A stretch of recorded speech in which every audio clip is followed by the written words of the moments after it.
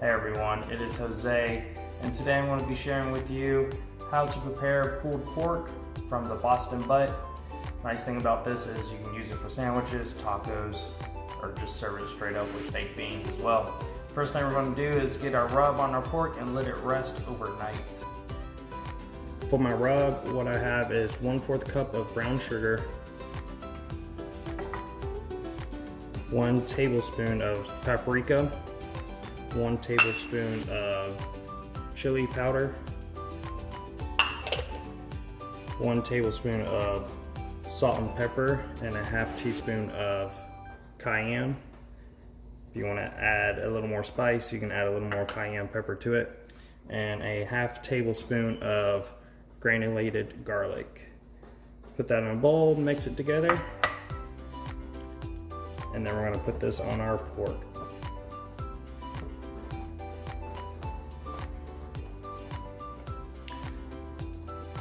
So this is my Boston Butt. You'll see that this is the fat cap side, and on the other side is the meat side. All I'm going to do is take our rub, lace it on here, get this wrapped up in aluminum foil, place it in the fridge for overnight, and put this on the smoker in the morning.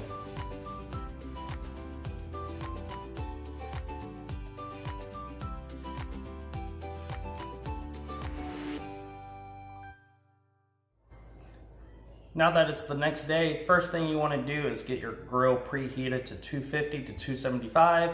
If you're using a regular grill like a Weber, you can still set this up very easily. All you want to do is put all your charcoal and wood chips on one side of the grill, and then on the other side you're going to place a water pan, and that's going to go underneath your pork, and that's going to keep your pork moist as you're cooking through that process. So let's go ahead and get this pork pulled out of the fridge and out on the grill. So this is what my pork butt looks like after sitting overnight in the fridge. Placing it on my camp shelf. I have that set to high smoke. I'm going to place this with the fat cap up on the top shelf. This will allow the smoke to circulate the whole pork all the way around. And the wood pellets that I'm using is an apple, cherry, and hickory blend. We're just going to let this cook for a few hours. Every hour we're going to come back out here and spritz it down with some apple juice. So every hour 15 minutes or so, basically want to just spritz down the pork. I'm using apple juice. If you want to use apple cider vinegar, you can use that as well. And all this is going to do is just keep the pork moist as it cooks.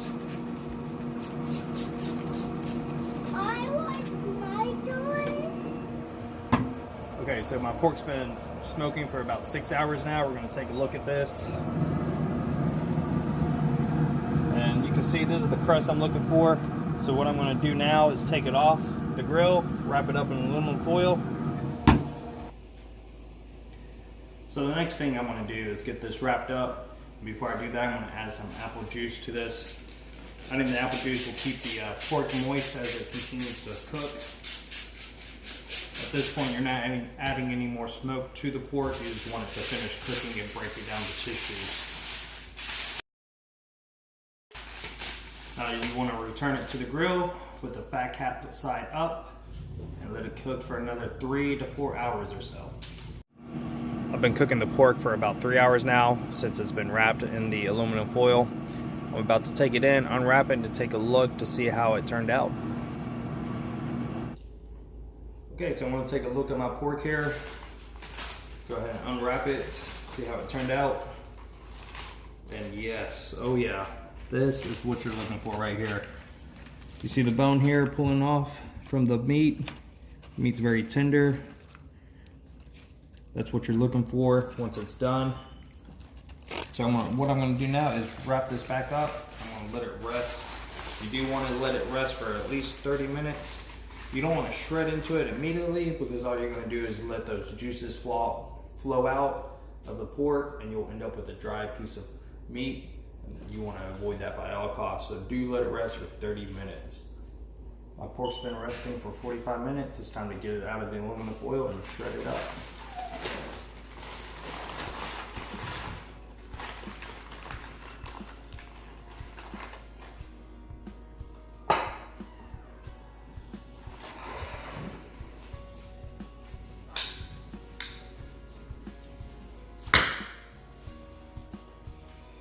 just see this shredding up very easily.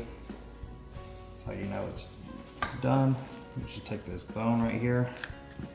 Just comes out with ease. That's how you know it's cooked and well done.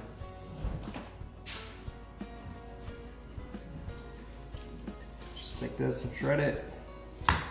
Like I said earlier, you can serve this up in tacos. Serve it up just straight up with baked beans and coleslaw. Put it on sandwiches. This is just breaking apart right here, as you can see. Get some of that fat in that crust.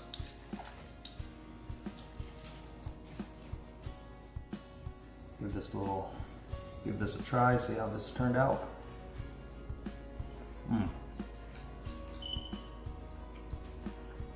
That's really good. It came out really tender, very juicy. Simple recipe to do. Don't be intimidated by this. I hope you guys like this video. If you did, give me a thumbs up, share with your friends. Enjoy your meals. Thank you.